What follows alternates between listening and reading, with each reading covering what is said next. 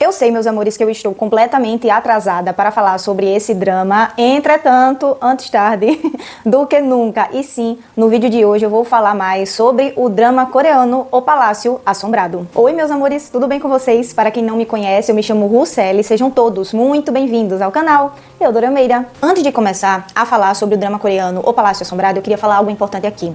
Meus amores, o que é que está acontecendo com a Coreia do Sul? O que é isso que vem acontecendo neste ano de 2025? Esse tanto de dramas lançados, um em cima do outro, às vezes dois lançados no mesmo dia. E sinceramente, eu não consegui dar conta. Eu estava assistindo vários de uma vez só para trazer conteúdo aqui para vocês e isso só gerou em mim muita frustração. Eu estava tendo até crises de ansiedade e não foi para isso que eu criei este canal. Inclusive, meus amores, eu abandonei alguns dramas que eu já estava assistindo, alguns dramas antigos que estavam na minha lista, que eu já queria assistir há um tempo para tentar dar conta de tudo. E eu falhei miseravelmente. Aqui tem que ser algo prazeroso para mim. Porque eu amo fazer isso, eu amo gravar sobre dramas. Uma coisa que eu assisto desde 2016, que me dá alegria, que me dá felicidade, que me dá ânimo.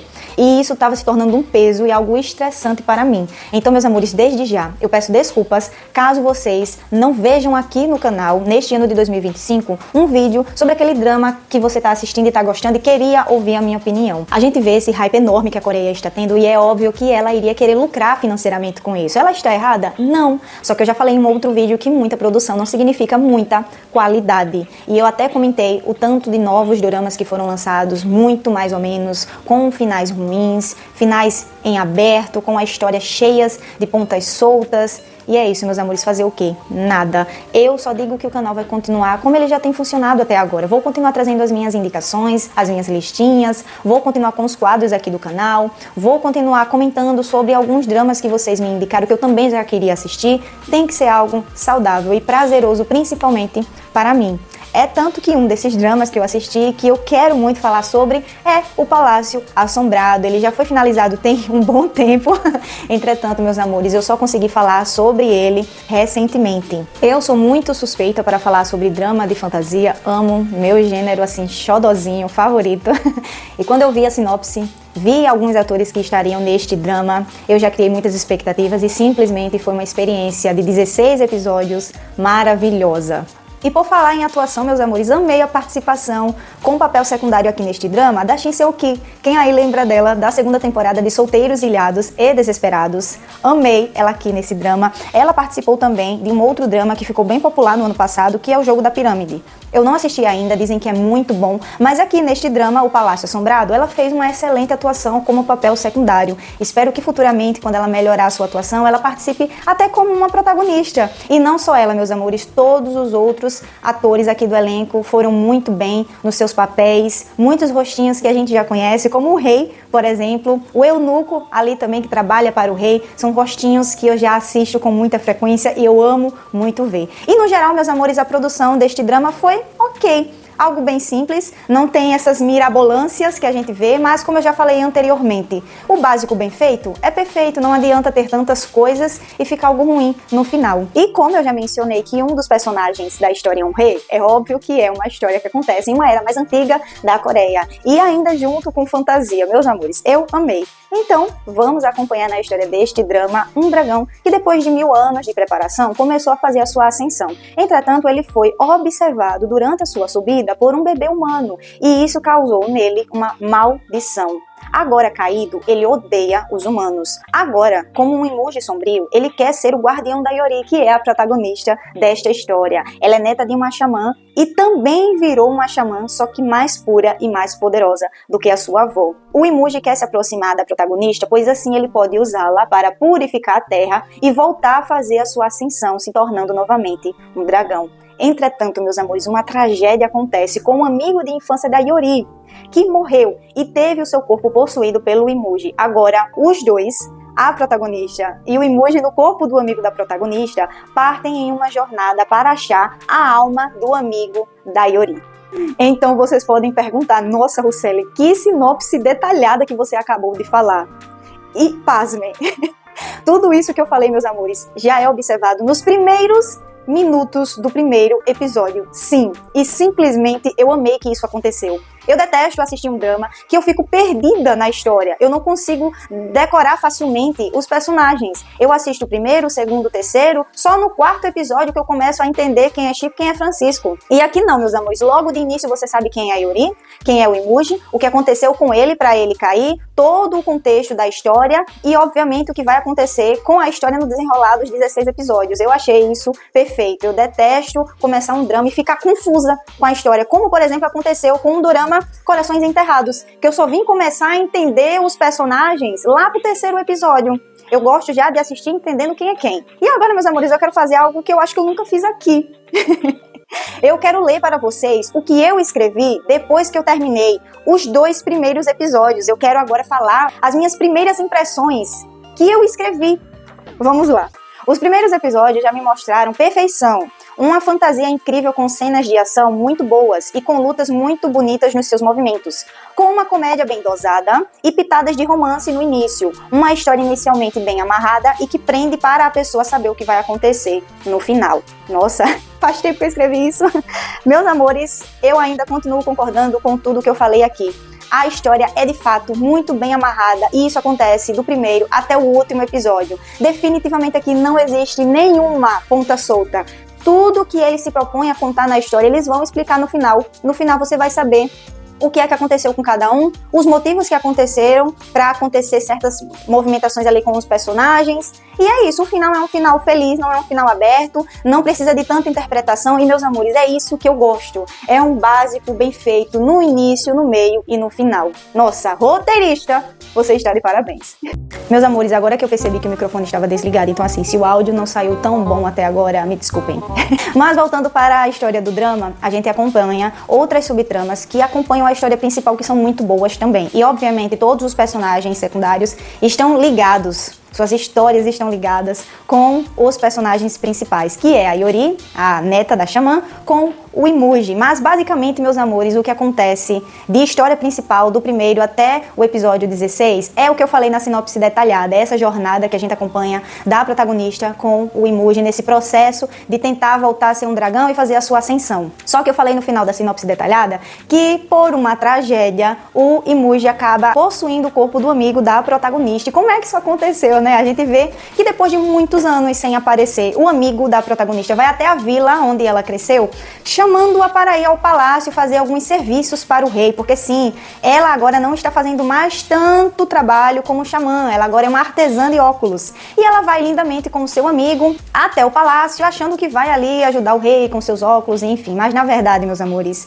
existe um espírito, né, maligno, rancoroso, que já está há décadas atormentando a família real. E aí o amigo sabe desse poder xamânico que a sua amiga tem, que a protagonista tem. E ela, muito inocente, vai com ele e no meio do caminho acontece uma tragédia, assim, homens que trabalham ali para o rei, que obviamente, né, querem tomar o trono, querem usurpar daquilo que o rei possui, tiram a vida do amigo da protagonista. E aí o Imuji, muito bem esperto, ele possui o corpo do amigo da protagonista, porque assim ele vê uma oportunidade mais fácil de até que fim tomar a protagonista e voltar a ser um dragão, voltar a fazer a sua ascensão, meus amores. E olha, quando isso acontece, no final do primeiro episódio começa uma sucessão de cenas de comédia simplesmente maravilhosas. Meus amores, faz um bom tempo assim que eu não dou risadas tão sinceras como eu dei com as cenas de comédia aqui deste drama, vendo o Imuji no corpo do amigo da protagonista, porque sim, ele, quando deixou de ser um dragão, ele assumiu aparentemente a aparência de um humano, mas ele é como se fosse um espírito, ele não existe ali fisicamente, é tanto que só a Yori, a protagonista, que vê o Imuji, é tanto que tem muitas cenas ótimas onde parece que ela tá falando sozinha. E eu imagino as pessoas ali da vila olhando para aquela menina e dizendo, louca. Como ele ainda não tinha experimentado as sensações humanas, é muito engraçado vendo ele ir até o céu ali, de maneira metafórica, obviamente, porque ele comeu algo doce, porque ele comeu algo salgado, porque ele teve ali uma experiência gastronômica que deixou ele nas nuvens. Com borboletas no estômago, gente. É muito engraçado. Ele ali experimentando tudo ao mesmo tempo, sabe? É tanto que todo mundo ali do palácio, inclusive o próprio rei, a mãe, né, do amigo da protagonista, percebe, gente, esse não é esse não é o verdadeiro, tem alguma coisa errada aí. A gente vê mais comédia durante o restante do drama, mas assim, a comédia mesmo a gente vê bem no início do drama. Eu amei que eles souberam dosar, nos momentos certos, o mistério, a comédia, o romance. Meus amores, muito bom. A gente começa a ver essa jornada aí que acontece durante todos os 16 episódios da história da protagonista com o Imuji no corpo do seu amigo, ali no palácio. É basicamente isso que a gente vê durante toda a história. A gente vai ver, meus amores, que são muitos espíritos rancorosos que estão ali atormentando a família real. A gente vê também outros espíritos, como a menina do poço, que ela teve ali um fim triste, ela acabou tirando a sua vida por causa do filho da mãe do rei. Nossa, um cara ridículo. E a gente vê, meus amores, o motivo real que a Yori foi para o palácio, que é para livrar a família real desses espíritos. E o principal deles é um espírito de mais de 2 metros de altura, que na verdade ele ficou tão alto por causa do rancor que ele alimentou durante muitos anos. A gente acaba descobrindo em um momento ali que ele tem 100 anos. Desde a sua morte até o tempo presente, e a gente acaba descobrindo por que é que ele se tornou esse espírito. A gente vê que existe um cego ali que trabalha para ele, é um cego que ele não é xamã, mas ele tem poderes ali de falar com os espíritos igual à protagonista. E nesse meio tempo também, meus amores, a gente acompanha outro Imuji, que é o irmão do Imuji protagonista, que é o Bibi. Gente, uma fofura. Os personagens deste drama são muito cativantes, meus amores. Você torce pela maioria deles. Você se compadece, você sente raiva de alguns e depois se apaixona por eles no final. Meus amores, nossa, que drama bom, meus amores. Eu tô muito feliz, faz muito tempo que eu não assisto um drama assim tão bom do início até o final. Mas, deixa de enrolação e vamos voltar para a história principal. A gente acompanha que esse espírito, ele surgiu há 100 anos atrás, quando o rei daquela época, ele estava em processo de guerra, os inimigos estavam ali tentando atacar o reino, e ele começa a fugir para outras cidades e acaba se encontrando com este rapaz que é um guerreiro, que inclusive é da vila que a protagonista cresceu, e ele vai para o rei dizer: rei, eu estou aqui para lhe ajudar, vamos para minha vila, lá é um ambiente seguro, e enfim. E aí eles descobrem neste meio tempo que as tropas inimigas já estão próximo dessa vila que esse guerreiro queria levar o rei. Então a vila já não é mais um lugar tão seguro assim. E aí o rei fala assim: não, vamos embora para outro lugar mais seguro, mas coloquem uma bandeira como se a tropa real estivesse naquela vila, vamos usar a vila como isca. Meus amores, nossa, me deu uma raiva tão grande desse rei, porque ele simplesmente não está nem aí para as pessoas. O que importa é ele estar vivo, é o seu próprio egoísmo. O pior acontece: as tropas inimigas chegam nessa vila achando que o rei estava ali e não encontram o rei. Então eles tiram a vida de todos, crianças, velhos, mulheres, homens. E aí esse guerreiro que tentou ajudar o rei ainda consegue chegar na vila durante o ataque, mas ele também acaba perdendo a vida, e durante os últimos segundos ali de vida, ele diz que vai perseguir o rei e todos os seus descendentes. E então, meus amores, se passaram 100 anos disso aí. A gente vê, meus amores, que ele já levou várias vidas ali do palácio, como o filho da mãe do rei. Eu achei ruim? Não, eu passei pano. Porque a menininha lá do poço foi graças a esse filho ridículo, né? Enfim, ele também levou até a esposa do rei, que estava grávida do segundo filho do rei. Então, assim, a gente vê que ele realmente tem um rancor forte. E a única coisa que pode ajudar a fazer com que ele seja liberto e passe ali para o pós-vida, faça ali todo o seu processo para uma possível reencarnação, é graças ao poder da pérola luminosa do Imuji. Pois sim, todo Imuji tem essa pérola luminosa, pura, que é a fonte ali do seu poder. Infelizmente, meus amores, o inevitável acontece na história deste drama lá no final, que é o sacrifício do Imuji principal para que o espírito seja liberto. Ele acaba usando o poder da sua pérola luminosa e ele simplesmente vai embora. E uma coisa que eu achei engraçada é que eu vi uma semelhança muito grande com a história de redenção da Bíblia, sabe? De Jesus, que veio para a Terra, se sacrificou por toda uma humanidade e 3 dias depois ele ressuscitou. Gente, aconteceu mesmo aqui. Eu achei isso uma coincidência muito assim, engraçada, sabe? Porque o Imuji, ele se sacrificou ali para salvar todo mundo da família real e das pessoas ao redor do palácio. E 3 dias depois, quando ele estava ali no caixão e a mãe chorando e a protagonista chorando, ele simplesmente volta à vida. Mas enfim. E aí a gente vê, meus amores, um final feliz, coeso. Claro, o rei tá triste porque ele perdeu a sua esposa, mas, meus amores, tá todo mundo feliz. O Imuji, ele volta e ele diz que o ser celestial, o ser supremo, né, líder e dono de todo o universo, deu duas opções para ele: ou ele fazia sua ascensão como dragão, ou ele poderia voltar para a Terra com o corpo humano do amigo da protagonista e viver uma vida comum. E ele escolheu voltar ali para a Terra e ficou com a protagonista, pois sim, a gente viu ao longo dos 16 episódios esse romance incrível dos dois, meus amores. E isso não é novidade pra ninguém. Entre um ser e uma humana. A gente assistiu Goblin com a sua humana, o demônio com a sua humana, a desgraça com a sua humana. Por que não um dragão com a sua humana? Amei acompanhar a história de amor entre esses dois, porque fugiu completamente do convencional que a gente vê. Por quê? A protagonista, ela sentia muita raiva do Imuji, tanto na sua infância como na sua adolescência, porque ela achava que todas as coisas ruins que aconteceram com ela e com as pessoas à volta dela foram por causa do Imuji. E não, meus amores, na verdade, todos esses anos o Imuji estava tentando proteger a protagonista, acompanhando ela. Inclusive tem uma cena que ela começa a chorar e ela percebe: nossa, eu odiei você, eu senti raiva de você, mas na verdade você sempre esteve ao meu lado, sempre esteve me protegendo, nossa. E outra coisa, esse Imuji, ele é uma fonte assim de sabedoria muito grande, e eu amei a licença poética que o roteirista teve durante vários momentos deste drama para trazer reflexões para os telespectadores, meus amores. E eu amei isso, muitos momentos que eu fiquei ali, ó, com um nó na garganta, refletindo naquilo que aquele personagem tinha contado. E muitas dessas falas, obviamente, vieram do Imuji, porque ele é uma divindade na história, ele é ali uma fonte de sabedoria. Como, por exemplo, meus amores, acontece uma cena ali no episódio 13, que o Imuji, no corpo do amigo da protagonista, está conversando com o rei. E muitas conversas, na verdade, aconteceram durante todo o drama entre o Imuji, no corpo da protagonista, e o rei. Mas essa conversa me impactou demais, inclusive o próprio personagem do rei na história.